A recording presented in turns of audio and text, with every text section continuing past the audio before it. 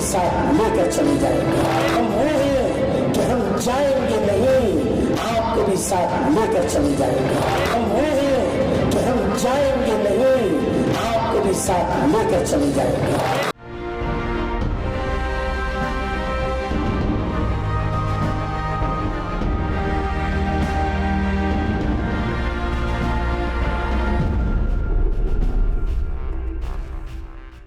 वक्फ संशोधन बिल पर तो पहले नीतीश कुमार से गुजारिश की जा रही थी, आग्रह किया जा रहा था, रिक्वेस्ट किया जा रहा था, लेकिन अब तो खुल्लम खुल्ला धमकी दी जा रही है कि वक्फ संशोधन बिल को रद्द कराइए, वरना आप समझ लीजिए क्या होने वाला है।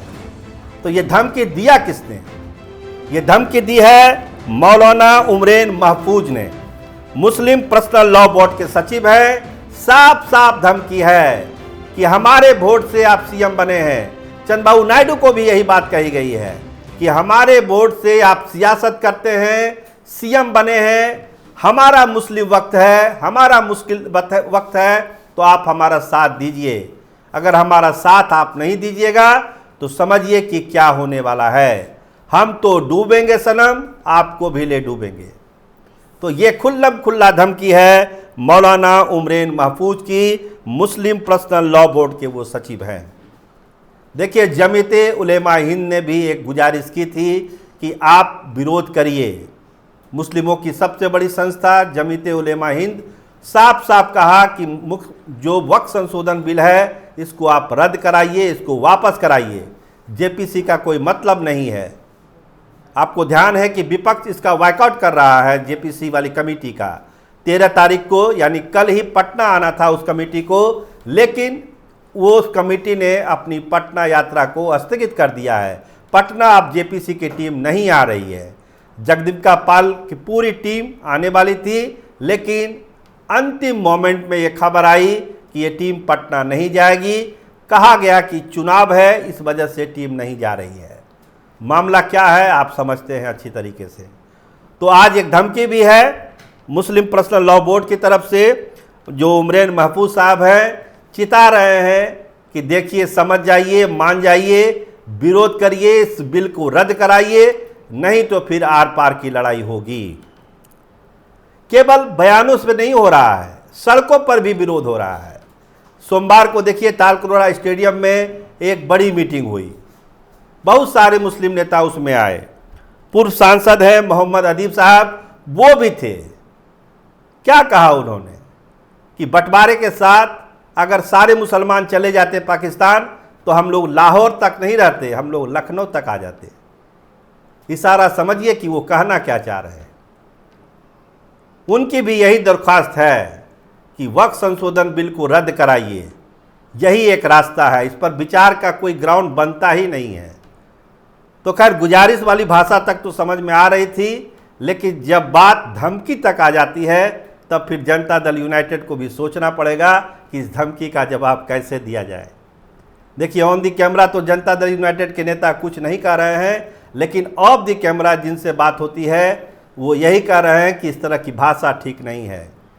जनता किसी को मुख्यमंत्री बनाती है, कोई एक कौम, कोई एक जात ये दावा कैसे कर सकती है कि उसके ही वोट से वो मुख्यमंत्री बने नीतीश कुमार।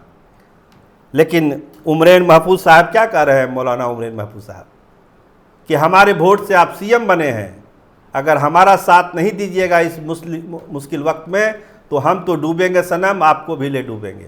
हम वो हैं कि हम जाएंगे नहीं, आपको भी साथ लेकर चले जाएंगे। तो खुल्लम खुल्ला धमकी नीतीश कुमार को दिया जा रहा है। नीतीश कुमार भी धर्म संकट में है कि जो 24 को रैली होने वाली है जमीयत उलेमा हिंद की, उसमें वो शिरकत करें या ना करें। हालांकि जमीयत का ये दावा है कि नीतीश कुमार ने उनका न्योता स्वीकार कर लिया, लेकिन न्योता अगर स्वीकार हुआ है तो समझिए कि बीजेपी खेमे में कितनी खलबली होगी। बीजेपी को भी अपना स्टैंड क्लियर करना पड़ेगा।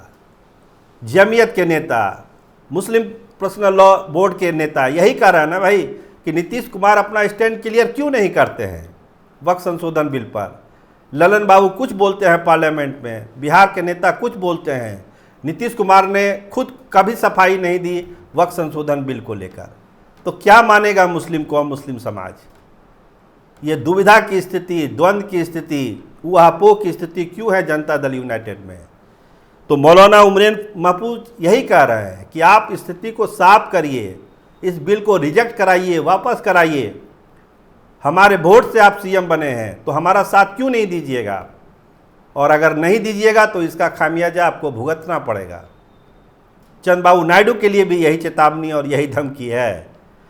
तो मुस्लिम पर्सनल लॉ बोर्ड के सचिव बड़ी कड़ी भाषा बोल रहे हैं। अब इसके राजनीतिक ट्रांसलेशन में जाइएगा तो सीधा सीधा मतलब है कि जनता दल यूनाइटेड को एक फैसला लेना पड़ेगा।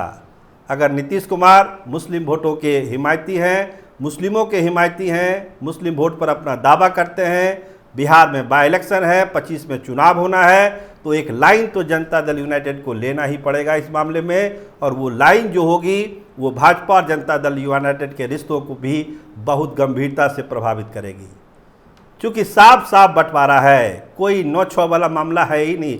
वक्त संशोधन बिल को लेकर जो दूसरे इशू हैं वो उस तरह के नहीं हैं, जैसे विशेष राज्य का दर्जा है, कोटा में कोटा है, बढ़ा हुआ आरक्षण को नोमियन सूची में डालना है, इस तरह के जो इशू हैं ये एक अलग तरह के नेचर के हैं। लेकिन वक्फ संशोधन बिल एक ऐसा इशू है जिसमें एक पूरा मुस्लिम समाज अपने आप को एकजुट पा रहा है और ये अनुरोध कर रहा है, अब तो धमकी भी दे रहा है कि नीतीश कुमार को इसका विरोध करना चाहिए, क्योंकि उन्हीं के बैसाखी पर नरेंद्र मोदी की सरकार दिल्ली में चल रही है, काम कर रही है। अगर ये बैसाखी नहीं होती तो नरेंद्र मोदी की सरकार इस देश में नहीं बनती।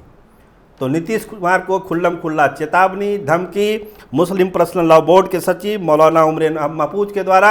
अब इस धमकी का जवाब देना है जनता दल यूनाइटेड को, क्योंकि 24 तारीख को आना है। जेपीसी की तो जो बैठक है वो रद्द हो गई। 24 तारीख वाली जमीयत उलेमा हिंद की बैठक पर सबकी नज़र है कि उस बैठक में क्या होगा, क्या फैसला होगा, नीतीश कुमार का अप्रोच क्या होगा। उस दिन सब चीज़ साफ साफ हो जाएगा, क्योंकि एक दिन पहले ही चुनाव के नतीजे आने वाले हैं। चुनाव के नतीजों पर भी निर्भर करेगा कि नीतीश कुमार उस बैठक में जाएंगे या नहीं जाएंगे। हार और जीत जो दो पहलू है, दोनों पहलू को पूरी तरह से तौलेंगे जनता दल यूनाइटेड के नेता और नीतीश कुमार। उसके बाद फैसला करेंगे कि जमीयत की बैठक में जाना है या नहीं जाना है। तो इंतज़ार करिए 24 का और 23 तारीख का। देखते रहिए कैपिटल टीवी बिहार। आपका बहुत धन्यवाद, आपका बहुत बहुत शुक्रिया।